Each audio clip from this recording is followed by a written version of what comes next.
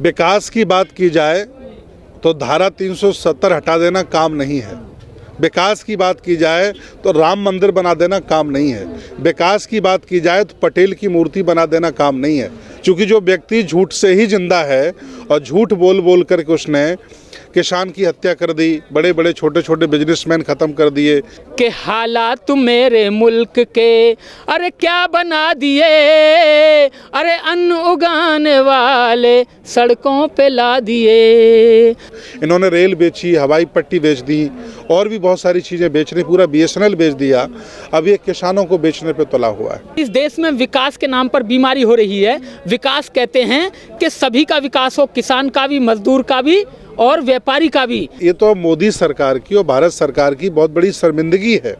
इनका अपमान होना चाहिए अंतर्राष्ट्रीय लेवल पर कि आप अपने देश की समस्या को समझ नहीं पा रहे हैं। इस देश के निर्माणकर्ता ये मजदूर और किसान हैं, ना कि व्यापारी अंबानी, अडानी और मोदी और अमित शाह हैं। मोदी जी, आप दुनिया में नहीं रहेंगे, लोग आपको गालियां न दें, इसलिए कम से कम किसानों के बिल को वापस कर लीजिए आप। और हम लोगों ने मन बना लिया है कि झुकेंगे नहीं, इस सरकार को ही किसानों के दरवाजे मत्था टेकना पड़ेगा, आज नहीं कल।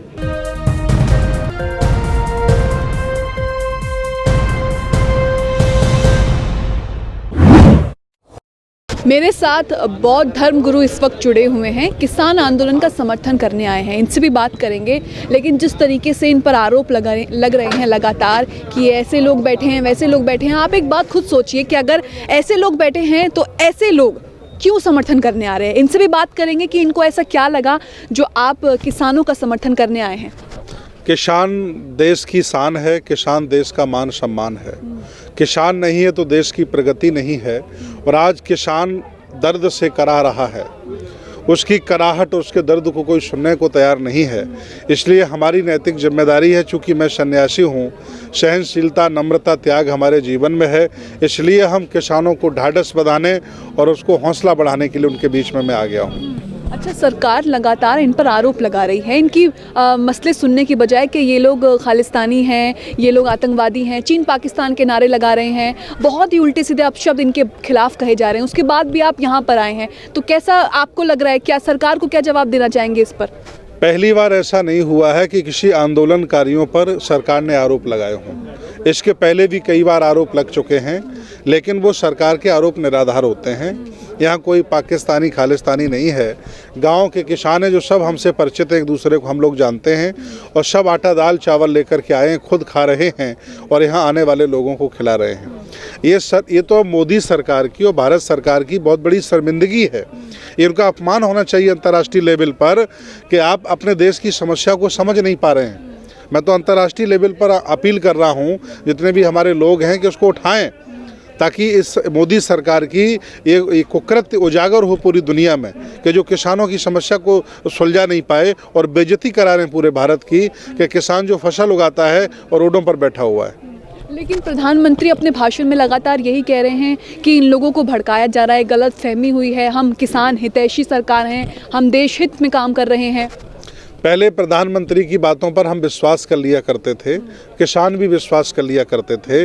अगर अब ऐसी स्थिति हो गई है उनकी, अगर वो सही भी बोलता तब भी झूठ लगता है।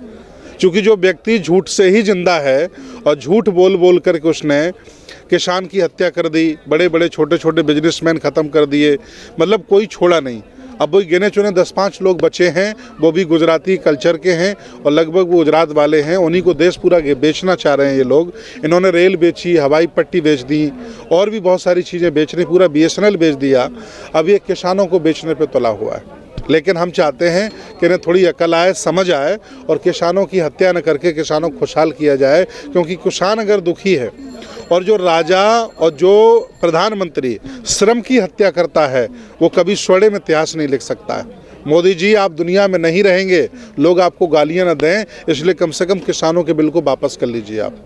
कल सरकार से बातचीत है दूसरे दौरे की, किसान संगठनों के बीच और सरकार के बीच, क्या लगता है कोई रास्ता निकलेगा, या फिर क्योंकि सरकार तो बोल चुकी कि कानून वापस नहीं करेंगे, भले ही संशोधन कर देंगे, और किसान अपनी मांग पर डटा हुआ है, कोई बीच का रास्ता निकलेगा कल बातचीत से? हमारे जितने भी समझदार जागरूक किसान हैं और उनके संगठन जितने भी हैं, वो सब जागरूक हैं, समझदार हैं, वो सब जानते हैं किसान जो चाहता है वो सरकार नहीं मान रही है और जो सरकार चाहती है वो किसान नहीं मान रहा है। बीच का रास्ता सरकार को झुकना पड़ेगा, हम झुकने वाले नहीं हैं। अगर ये तानाशाही होती, हम लोग डर गए होते तो रोड पे निकल के नहीं आते हैं, और हम लोगों ने मन बना लिया है कि झुकेंगे नहीं। इस सरकार को ही किसानों के दरवाजे मत्था टेकना पड़ेगा, आज नहीं कल। उस हद तक हम लोग बैठे रहेंगे यहाँ। सरकार, मोदी सरकार हमेशा अपने काम के नाम पर राम मंदिर, 300 धारा, 370 और 35 से गिनाती है। तो अब कहीं ना कहीं किसानों को, ये जनता को सोचने की ज़रूरत है कि जब अब वोट आएंगे, जब वोट मांगने आएंगे, तब मोदी जी कहते हैं कि मैं किसानों का बेटा हूं, तो वो बात अब एक बार सोचने की ज़रूरत है। क्या लगता है आपको? विकास की बात की जाए तो धारा 370 हटा देना काम नहीं है। विकास की बात की जाए तो राम मंदिर बना देना काम नहीं है। विकास की बात की जाए तो पटेल की मूर्ति बना देना काम नहीं है। काम होता है कि सभी लोगों को जीवन मिले, सभी लोग स्वस्थ रहें, मस्त रहें, सभी लोगों को भोजन मिले, सभी लोगों को रोजगार मिले, और कोई किसी से दुखी न हो। सही मायने वो काम होता है, लेकिन उस पर तो भाजपा काम ही नहीं कर रही है। चुनाव से जीतना होता है तो हिंदुओं को मुसलमान से ही लोग लड़ा देते हैं, इतने होशियार लोग हैं। लेकिन ये जनता अब समझ गई है, अब ये इनकी बातों में आने वाली नहीं है, ये इनके झांसे में आने वाली नहीं है। देखिए, अगर कोई व्यक्ति पहलवानी करता है, कोई आजकल तो पहलवानी का बहुत कम रहा है, अखाड़े कम हो गए, जिम हो गए हैं। मान लीजिए मैं जिम करता हूँ और मेरा एक पैर मोटा हो जाए और अच्छा हो जाए और दूसरा ना हो, तो क्या आप इसे विकास कहेंगे? इसे बीमारी कहेंगे। और इस देश में विकास के नाम पर बीमारी हो रही है। विकास कहते हैं कि सभी का विकास हो, किसान का भी, मजदूर का भी और व्यापारी का भी। लेकिन यहाँ विकास किसका हो रहा है? सिर्फ व्यापारियों का। यानी कि मेहनत पूरी की जा रही है, लेकिन शरीर का बराबर पूरा भाग नहीं बढ़ रहा है। सिर्फ एक बाजू का डोला बढ़ रहा है, यानी गुजराती व्यापारियों का डोला बढ़ रहा है। यानी कि देश बीमार है, विकसित नहीं है। एक बात कंप्लीट। दूसरी, जब कोई व्यक्ति आपकी इस शर्ट को जिस कंपनी ने बनाया है, जितनी इसमें लागत लगी है, पूरा टैक्स लगा है, वो पूरी कीमत उस बनाने वाले ने, फैक्ट्री के मालिक ने सारा सब कुछ निकालने के बाद में निर्धारित की है कि ये आपकी जो जैकेट है ये 2000 रुपये की है, 3000 की है, 200 की है, 400 की है, वो है। लेकिन किसान को इतनी इजाज़त नहीं है कि वो अपना अन्न उगाने के बाद अपने अन्न की कीमत निर्धारित कर सके कि इसमें कितना यूरिया लगा, कितनी डाई लगी, कितना जिंक लगा, कितना पानी लगा। और पानी भी ट्यूबवेल पैसे से, बिजली इतनी महंगी है उत्तर प्रदेश में, कितना पैसा लगा, उसको इतना अधिकार नहीं दे रखा है। इन्होंने वो अधिकार भी सिर्फ अंबानी, अडानी और रामदेव को दे रखा है कि आप ही निर्धारित करेंगे कि गेहूँ, धान, जौ, चना, बाजरा किस भाव बिकेगा। जबकि हक किसका बनता है? किसान का बनता है। तो जब तक तीनों बिल वापस नहीं हो जाएंगे, हम किसानों के साथ हैं। और किसानों के साथ नहीं, हम खुद किसान हैं। क्योंकि जब किसान ही नहीं रहेगा तो ये बौद्ध भिक्खु और हम इनके उपासक, हम क्या खाएंगे? जब तब तक हम यहाँ डटे रहेंगे। क्योंकि मैं पेशे से साहित्यकार, गीतकार, गायक भी हूँ, तो इनकी शान में 2 शब्द जरूर कहूँगा, क्योंकि गीत लिख के लाया हूँ। तो इनकी शान में 2 शब्द जरूर कहूँगा कि ये देश को कहाँ ले जा रहे हैं। कि हालात मेरे मुल्क के अरे क्या बना दिए, अरे अन्न उगाने वाले सड़कों पे ला दिए। हालात मेरे मुल्क के क्या बना दिए, अरे अन्न उगाने वाले सड़कों पे ला दिए। और क्यों लाए सिर्फ सड़कों पे? सिर्फ यारी की खातिर। किससे यारी? अडानी अंबानी से। अरे तेरी भी मजबूरी है जो यारी निभा रहा, अरे क्या कहूँ गद्दार तुझे जो देश लुटा रहा। यारी की खातिर, क्योंकि चुनाव में पैसा लिया था वो वापस करना है, और पैसा है नहीं तो किसानों की ज़मीन दी जा रही है। अरे तेरी भी मजबूरी है जो देश लुटा रहा, अरे क्या कहूँ गद्दार तुझे जो यारी निभा रहा।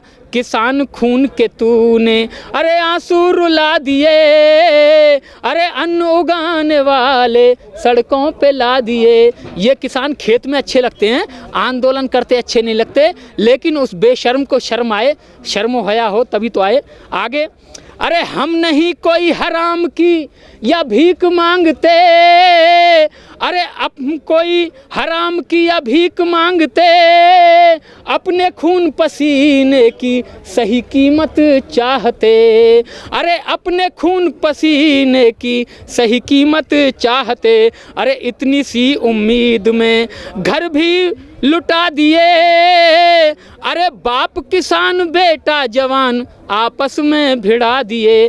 यानी हमारे ही भाई वहाँ आज सरहद पर हैं, और आज ही दिल्ली पुलिस के जवान हो चाहे यूपी के जवान हो, वो इन्हीं किसानों के बेटे हैं। जिस दिन इन्होंने कह दिया कि बेटा वापस घर आ जाओ, हो गई देश सेवा, तो इस देश को ना तो पुलिस मिलेगी, ना IAS PCS अधिकारी मिलेंगे, सब घर आ जाएंगे। तो देश चलेगा कहाँ से? गुजराती तो सिर्फ बिजनेस कर सकते हैं, वो देश के हित की बात नहीं कर सकते, क्योंकि इस देश की एक एक ईंट मजदूर ने बनाई है। जिसके घर में खाने को अन्न नहीं होता वो भट्टे पर जाकर ईंट बनाता है, और जिसके घर में थोड़ा बहुत पैसा होता है वो राजमिस्त्री चिनाई का काम करता है, ऊंची ऊंची बिल्डिंग बनाता है, इस देश का निर्माण करता है। इस देश के निर्माण करता ये मजदूर और किसान हैं, ना कि व्यापारी अंबानी अडानी और मोदी और अमित शाह हैं।